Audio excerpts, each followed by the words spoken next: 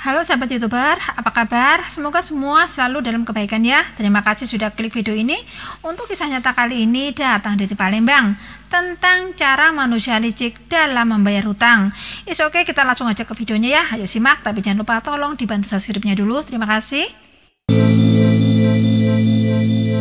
Yudi Tama Rudianto, pria gempal berusia 41 tahun, sudah cukup lama mengenal dan berteman dengan Ibu Aprianita. Ibu Aprianita adalah wanita berusia 50 tahun. Ibu Apri adalah seorang pegawai negeri sipil di Kementerian PU Palembang dan tinggal di Kelurahan Demang Lebar Daun, Kecamatan Ilir Barat 1, Kota Palembang.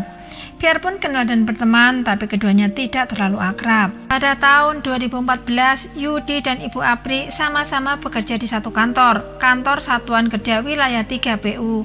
Bahkan di kantor itu, meja mereka pun bersebelahan. Tidak lama kemudian, Yudi dipindah ke wilayah 1. Setelah berjauhan, mereka hanya sesekali say hello saja via telepon. Pada tanggal 26 Agustus 2019, Yudi menawarkan kepada Aprianita bahwa ada lelang mobil di Jakarta yang harganya cukup murah. Mobil bekas jenis Innova tahun 2016 seharga 145 juta rupiah. Mendengar tawaran dari Yudi, Ibu Apri langsung berminat. Ibu Apri pun langsung mentransfer uang sebesar 145 juta rupiah kepada Yudi. Tapi ternyata uang itu tidak dibelikan mobil seperti pesanan Ibu Apri, tetapi digunakan oleh Yudi untuk berfoya-foya, pergi ke karaoke setiap hari bersama dengan wanita-wanita yang siap menyenangkan dirinya. Ibu Apri yang mengetahui hal itu pun terus mendesak agar Yudi segera mengembalikan uang miliknya. Yudi beralasan mobilnya tidak ada. Lalu Yudi pun mengangsur uang itu beberapa kali hingga total yang sudah dikembalikan sebesar 50 juta rupiah. Pada tanggal 8 Oktober 2019, Ibu Aprianita kembali menemui Yudi untuk menagih kekurangan uangnya. Saat itu, Apri meminta uangnya sebesar 35 juta segera dikembalikan. Di saat yang sama, Yudi hanya punya uang 15 juta rupiah. Pokoknya besok uang 35 juta harus ada, kata Ibu Apri. Yudi yang merasa tidak tenang karena terus ditagih, kemudian menghubungi pamannya yang bernama Noviandri yang biasa dipanggil dengan Novi alias Aci, berusia 60 tahun. Novi bekerja sebagai tukang gali kubur di tempat pemakaman umum Kandang Kawat, Kecamatan Ilir Timur 2, Palembang. Saat itu, Novi menyarankan agar Yudi menghabisi Apri saja. Novi menyarankan agar uang 15 juta yang ada di tangan Yudi dipakai untuk membayar orang yang akan membantu aksinya tersebut. Orang itu bernama Ilyas, pekerja proyek berusia 23 tahun, serta Amir. Pada esok harinya, hari Rabu jam 9, Yudi menghubungi 3 eksekutor untuk bersiap-siap. Pada tanggal 9 Oktober 2019, Yudi menjemput dan menunggu Apri di jalan samping rumahnya. Tentunya Apri mengira Yudi datang untuk membayar kekurangan uang yang diminta oleh Apri kemarin. Apri naik mobil milik Yudi. Di tengah jalan, Yudi menjemput Novi.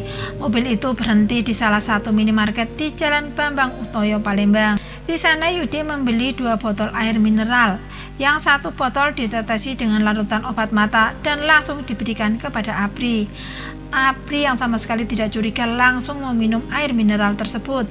Setelah meminum air itu, tubuh Apri langsung lemas dan bersandar di tempat duduknya.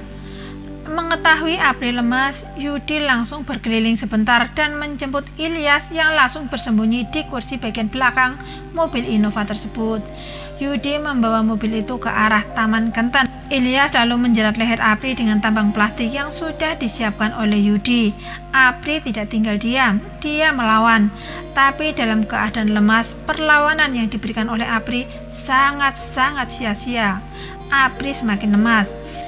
Setelah mata Apri terpejam, Yudi menurunkan Ilyas di kawasan 9 Ilir, Palembang. Ilyas diberi upah sebesar 4 juta rupiah. Novi dan Yudi menuju ke rumah Amir. Setelah mereka berkumpul, mereka menuju ke tempat pemakaman umum Kandang Kawat untuk menguburkan jasad Apri. Novi dan Amir bahu-membahu menggali lubang, mengaduk semen dan pasir untuk mengubur dan menghilangkan jejak atas perbuatan mereka. Sedangkan Yudi langsung ke rental mobil untuk menukarkan kendaraannya. Setelah itu, Yudi sempat menemui Novi untuk kembali memberi uang tambahan sebanyak 1,5 juta rupiah. Setelah 5 hari Apri tidak pulang ke rumah, pada tanggal 14 Oktober 2019, keluarga Apri langsung melaporkan tentang hilangnya Apri ke kantor polisi terdekat. Polisi pun menanyai siapa-siapa saja orang-orang yang terakhir diketahui bersama dengan Apri. Sebuah nama pun didapat, yaitu Yudi. Yudi langsung diamankan. Apalagi ada saksi yang melihat Apri naik mobil Kijang Innova milik Yudi setelah sebelumnya mobil itu berputar-putar di sekitar tempat tinggal Apri. Ada juga riwayat transfer uang sebesar 140 juta rupiah dari nomor rekening Apri ke nomor rekening Bank Mandiri atas nama Yudi. Pada tanggal 16 Oktober 2019, Yudi tidak bisa berkelit lagi. Dia mengakui telah membunuh Apri karena kesal dan bingung sebab terus-terusan ditagih utang. Yudi juga mengakui aksinya dibantu 3 orang lainnya, yaitu Novi, Ilyas, dan Amir. Polisi langsung bergerak melakukan penangkapan kepada 3 orang tersebut. Tapi sayang, Amir dan Novi sudah keburu kabur melarikan diri. Polisi menyebar foto kedua buronan itu ke seluruh polda di seluruh Indonesia. Pada tanggal 25 Oktober, jasad Apri ditemukan masih dengan pakaian kerja lengkap. Dikuburkan dengan sangat dangkal, yaitu 50 cm. Dicor dengan semen di belakang pondok milik Novi yang tetap berada di area tempat pemakaman umum itu.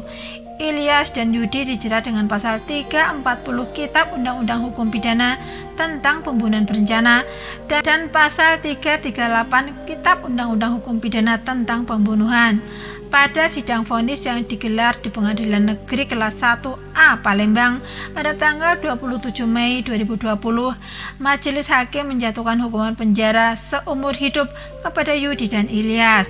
Lalu pada tanggal 17 Oktober 2021, Novi berhasil ditangkap saat sedang berjualan susu di daerah Kerawang, Jawa Barat, dan langsung dibawa ke Palembang untuk mempertanggungjawabkan perbuatannya 2 tahun yang lalu. Sementara Amir masih buron sampai sekarang. Sama seperti Yudi dan Ilyas, majelis hakim juga mengganjar Noviardi dengan hukuman penjara seumur hidup. Teman-teman, sekian dulu untuk kasus kali ini. Jangan lupa like, komen, dan subscribe. Dan jangan lupa juga hati-hati, jangan terlalu percaya pada orang tentang uang. Uang bila sudah di tangan orang lain, sudah sangat sulit untuk kembali kepada kita. Terima kasih.